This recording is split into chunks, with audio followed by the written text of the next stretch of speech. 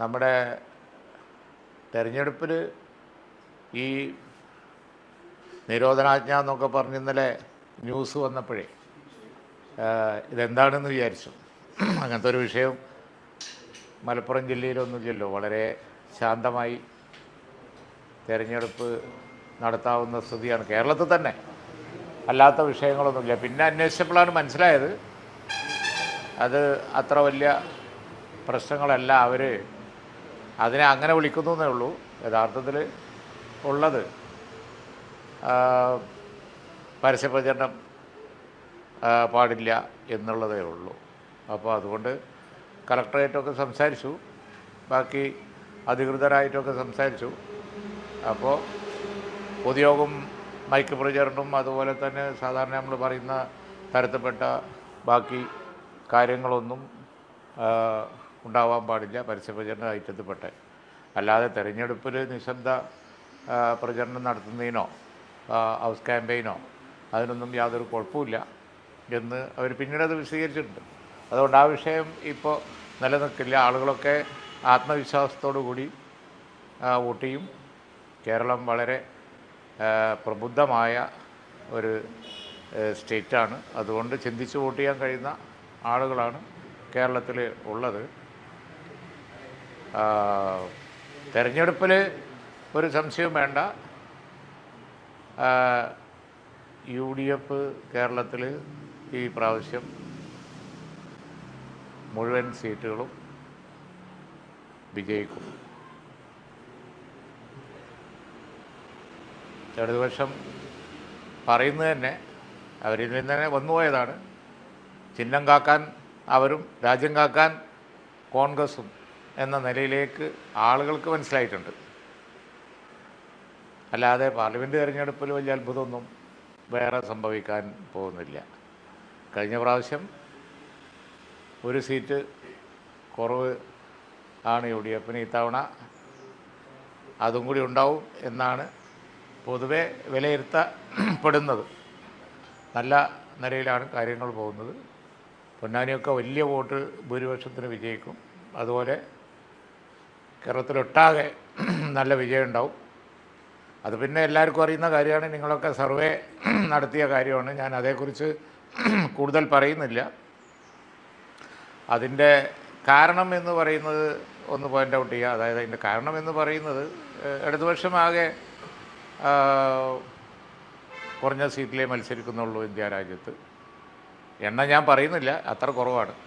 അപ്പോൾ അവർക്കിപ്പോൾ ഇന്ത്യയിലെ ന്യൂനപക്ഷത്തെ ആ സീറ്റും വെച്ച് ന്യൂനപക്ഷത്തെ കാക്കാനൊന്നും കഴിയില്ല. അവരുടെ പരസ്യങ്ങളൊക്കെ ആ നിലയിലാണ്. പക്ഷെ അതാരും വിശ്വസിക്കാൻ പോകില്ല. കാരണം ഈ ഇത്ര കുറഞ്ഞ സീറ്റിൽ മത്സരിച്ചിട്ട് എങ്ങനെയാണ് ഇന്ത്യയിലെ ന്യൂനപക്ഷത്തെ അവർ കാക്കുക? അത് വിശദീകരിക്കാൻ അവർക്കൊട്ട് കഴിഞ്ഞിട്ടുമില്ല.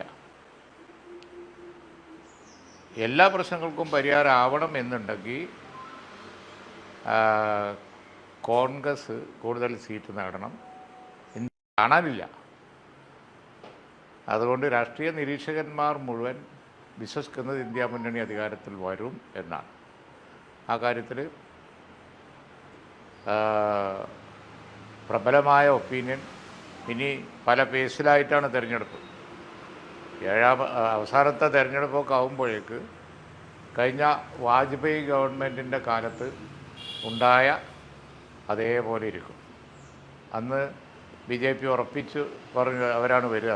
പക്ഷേ ഇലക്ഷൻ വന്ന് നോക്കുമ്പോൾ ഭൂരിപക്ഷം അന്ന് കോൺഗ്രസിനായി. അതേപോലെ ഇത്തവണ ഇന്ത്യ മുന്നണിക്കാവും. അപ്പോൾ ഈ ഒരു കോൺഫിഡൻസ് ആളുകളിൽ ഉണ്ടാവണം. ഇന്ത്യ മുന്നണി അധികാരത്തിൽ വരും എന്നുള്ള ഇവരുടെ പ്രചരണം കൊണ്ട് പത്രമാധ്യമങ്ങളും മീഡിയയും ചാനലുകളും സോഷ്യൽ മീഡിയ ഒക്കെ BJP പരസ്യമാണ്. അതിൽ വീണു പോകേണ്ട യാതൊരു കാര്യമില്ല എന്നുള്ളതാണ് വസ്തുത. ഇവിടെ സുപ്രഭാതത്തിൽ ന്യൂനപക്ഷങ്ങളെ മുസ്ലിം ന്യൂനപക്ഷങ്ങൾ സംരക്ഷിക്കുമെന്നും ദീപികയിൽ മണിപ്പൂർ വിഷയം ഉയർത്തിക്കാറ്റാണ് പ്രചാരണം നടത്തുന്നത്, പരസ്യം നൽകുന്നത്. ഇതൊക്കെ ആത്മാർത്ഥമായിട്ടാണ് കരുതുന്നത്. അല്ല, ഞാൻ പറഞ്ഞില്ല, അതൊക്കെ ഉണ്ടല്ലോ. ഞാൻ പറഞ്ഞില്ലുണ്ട്. പരസ്യങ്ങൾ നോക്കുകയാണെന്നുണ്ടെങ്കിൽ പൊതുവേ നമുക്കൊരു കാര്യം പറയാൻ പറ്റും.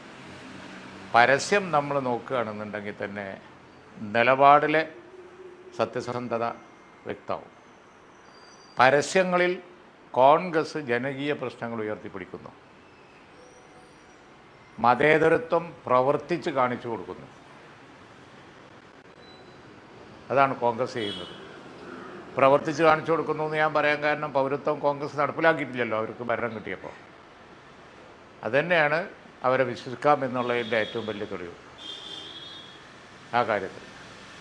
പിന്നെ പരസ്യങ്ങളിലൊക്കെ വന്നിരിക്കുന്നത് വലിയ ജനകീയ പ്രശ്നങ്ങളാണ്. അവരധികാരത്തിൽ വന്നാൽ ജനങ്ങളുടെ ഇന്ന് മോഡി ഗവൺമെൻറ് അവഗണിക്കുന്ന, കേരള ഗവൺമെൻറ് അവഗണിക്കുന്ന പ്രശ്നങ്ങൾക്കൊക്കെ പരിഹാരം ഉണ്ടാക്കും എന്നാണ് അവർ പറഞ്ഞിരിക്കുന്നത്. അതാണ് പ്രധാനം. അല്ലാതെ 19 സീറ്റും വെച്ച് അല്ലെങ്കിൽ 25 സീറ്റിൽ കുറവ് വെച്ച് മത്സരിച്ച് ഇന്ത്യയിൽ ന്യൂനപക്ഷങ്ങളെ സംരക്ഷിക്കും എന്ന് പത്രപരസ്യം കൊടുത്തുകൊണ്ട് മാത്രം കാര്യമില്ലല്ലോ.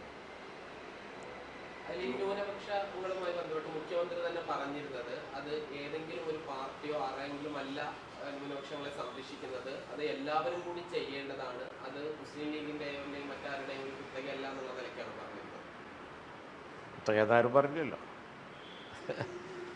ഞങ്ങൾ കോൺഗ്രസ് ഏറ്റവും കൂടുതൽ സീറ്റിൽ മത്സരിക്കുന്ന ഇന്ത്യൻ നാഷണൽ കോൺഗ്രസും അതിൻ്റെ കൂടെ നിൽക്കുന്ന കക്ഷികളും എല്ലാം കൂടിയിട്ടുള്ള ഇന്ത്യ മുന്നണിക്ക് പൗരത്വ വിഷയമായാലും അതുപോലെ തന്നെ മറ്റു ഇന്ന് ന്യൂനപക്ഷത്തെ ആക്കുന്ന വർഗീയ പ്രസംഗങ്ങളുണ്ട്.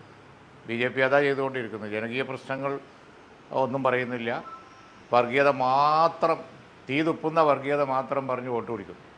ഇതിനൊക്കെ ഒരു സൊല്യൂഷൻ ഉണ്ടാക്കാൻ മതേതര സ്വഭാവം പ്രാവർത്തികമാക്കി കാണിച്ചു കൊടുത്തിട്ടുള്ള, ഞങ്ങൾ വന്നാലും മതേതര സ്വഭാവത്തിലായിരിക്കും എന്ന് ഉറപ്പിച്ച് പറയുന്ന കോൺഗ്രസിനെ അതുപോലെ അതിൻ്റെ കൂടെ നിൽക്കുന്ന കക്ഷികൾക്കേ പറ്റുള്ളൂ.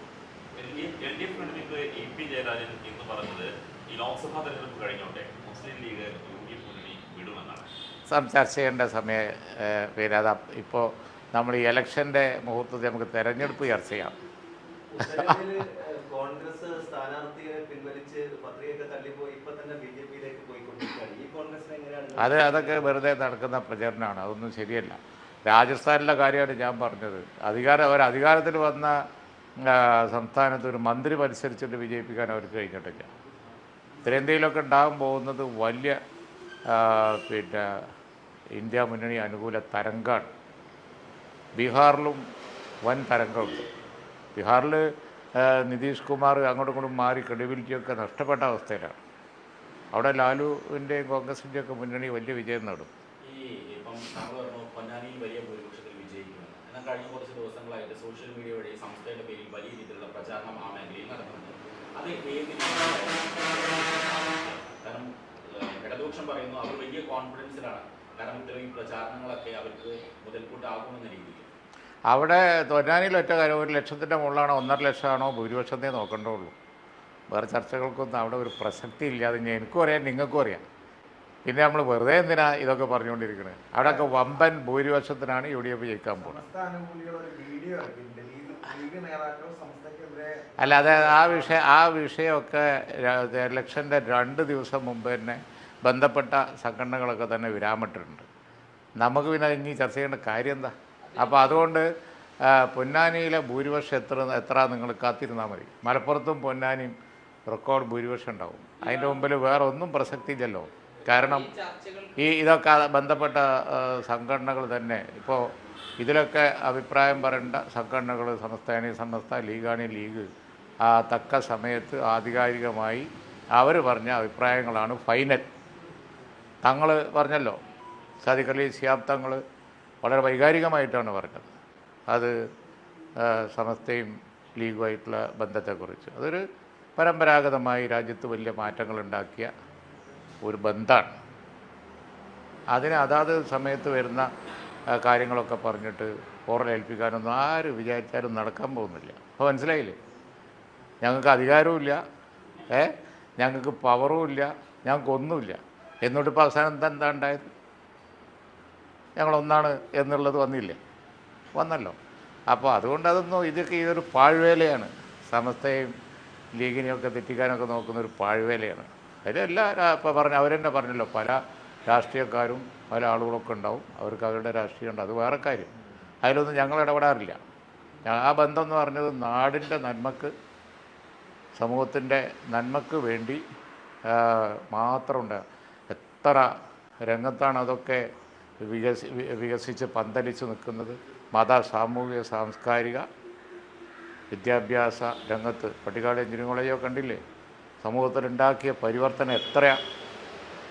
അതൊന്നും കാണാതെ ഒരു ദിവസം ഇതൊക്കെ തച്ചുടക്കാൻ പോവാ?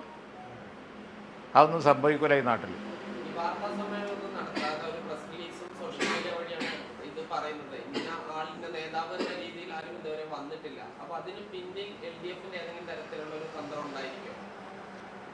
അതൊന്നുമില്ല. ഇന്ത്യ മുന്നണിക്കൊക്കെ വ്യക്തമായ നേതാവുണ്ട്. രാഹുൽ ഗാന്ധി തന്നെയാണ് അതിൻ്റെ നേതാവ്. സോണിയാഗാന്ധിയൊക്കെ അതിന് എല്ലാവരും ഒരേ വേദിയിൽ വരുന്നുണ്ട്. പിന്നെന്തിനാ? അത് ഞങ്ങൾക്കാർക്കും സംശയമൊന്നുമില്ല. അതിനൊന്നും പ്രതികരണമില്ല. സമസ്താധിക വിഷയത്തിൽ ഇതുവരെ ആരും പ്രസ് മീറ്റ് ആയിട്ടൊന്നും നടത്തിയിട്ടില്ല. മാധ്യമങ്ങൾക്ക് മുന്നിൽ വന്ന് പറഞ്ഞിട്ടില്ല. ആവശ്യത്തിന് പറഞ്ഞിട്ടുണ്ട്. ഇനിയിപ്പോൾ അതിനെപ്പറ്റി നമ്മൾ ബേജാറാവേണ്ട കാര്യമില്ല. എല്ലാവർക്കും നാട്ടുകാർക്കൊക്കെ മനസ്സിലായി. നാട്ടുകാർക്കൊക്കെ മനസ്സിലായിരിക്കണം ഇതുവരെ നടത്തിയ പ്രചരണമൊക്കെ വെറുതെയാണെന്നുള്ളത്. ഓക്കെ, തെരഞ്ഞെടുപ്പിൻ്റെ തലേന്നാണ്. കൊടി വിടാൻ തയ്യാറാണ്. ഇന്നലെ വസീഫ് ഉൾപ്പെടെ പ്രചാരണത്തിനിടെ പറയാണ്, നിങ്ങൾ ഇങ്ങോട്ട് പോരും, നിങ്ങളുടെ കൊടി ഞങ്ങൾ സംരക്ഷിക്കുന്നതാണ്. ഇത് പഴയതല്ലേ. തെരഞ്ഞെടുപ്പിൽ എത്ര ചർച്ച ചെയ്തതാ. നമ്മളിപ്പം ഇനി ഇത് പറയാം, നാളെ കഴിഞ്ഞാൽ ഉണ്ടാകാൻ പോകണ എന്താണ്. ഇന്നലെ വരെ ചർച്ച ചെയ്ത ഈ പഴകിയ സാധനങ്ങളൊന്നും ഞാൻ എടുക്കുന്നില്ല. ഈ പ്രധാനമന്ത്രി വിദ്വേഷ പ്രസംഗം നടത്തിയെന്ന് ഒരുപാട് പരാതികളുണ്ട്. അതിൽ ഇനി 1-2 പരാതികളാണ് ഇപ്പോൾ എടുത്തിട്ടുള്ളവർ പരിഗണിച്ചുള്ളൂ. ആ പരിഗണിച്ച പരാതികളിൽ തന്നെ അത് അങ്ങനെ ഇല്ല എന്ന് പറഞ്ഞാൽ തള്ളുകയാണ് ചെയ്തത് ഈ പരാതി.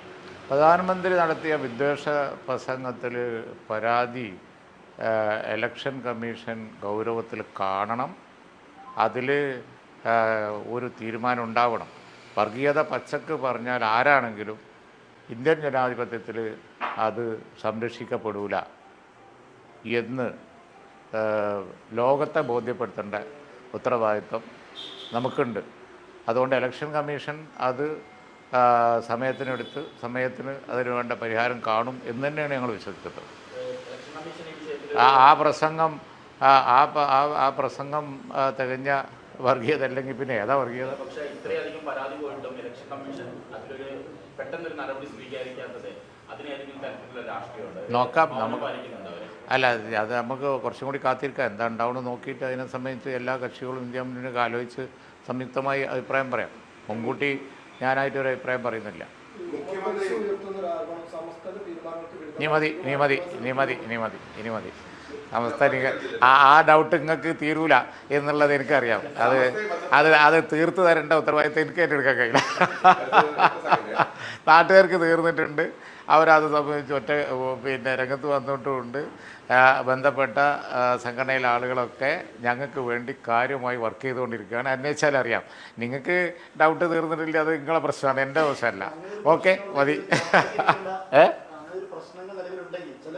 അല്ല ബേജാറാവണ്ട, ഞങ്ങൾ തീർത്തോളാം. ഞങ്ങൾ തീർത്തോളാം. എന്തെങ്കിലും ഇനി ബാക്കി ഉണ്ടെങ്കിൽ ഞങ്ങൾ തീർത്തോളാം. ബേജാറാവണ്ട. മുഖ്യമന്ത്രി മലപ്പുറത്ത് വന്നപ്പോൾ കണ്ണൂരൊക്കെ പറഞ്ഞത് കുഞ്ഞാലിക്കുട്ടി സാഹിബ് CPM-നെതിരെ പ്രത്യക്ഷത്തിൽ പറയുമെങ്കിലും വ്യക്തിപരമായി പറഞ്ഞാൽ ബാക്കിയൊക്കെ നമുക്ക് ഇത് കഴിഞ്ഞിട്ട് ഡിസ്കസ് ചെയ്യാം. നിങ്ങളെല്ലാം കൂടി ഈ ഇലക്ഷൻ്റെ തലേന്ന് ഡിസ്കസ് ചെയ്യാമെന്ന് ഞാൻ നിന്ന് വരുമോ? പിന്നെ എന്തിനാ വെറുതെ മെനക്കെണ്ണ? തെരഞ്ഞെടുപ്പിൻ്റെ തലേന്ന് ഏത് പറയണം ഏത് പറയണ്ടെന്ന് അറിയാവുന്ന ആളല്ലേ ഞാൻ. പിന്നെ ഞാനതിന് നിന്ന് തരുമോ? നിങ്ങൾ സമയങ്ങളല്ല വേറെ ആരെങ്കിലും എന്തെങ്കിലും പറയണ്ടോ നോക്കി. Okay, thank you.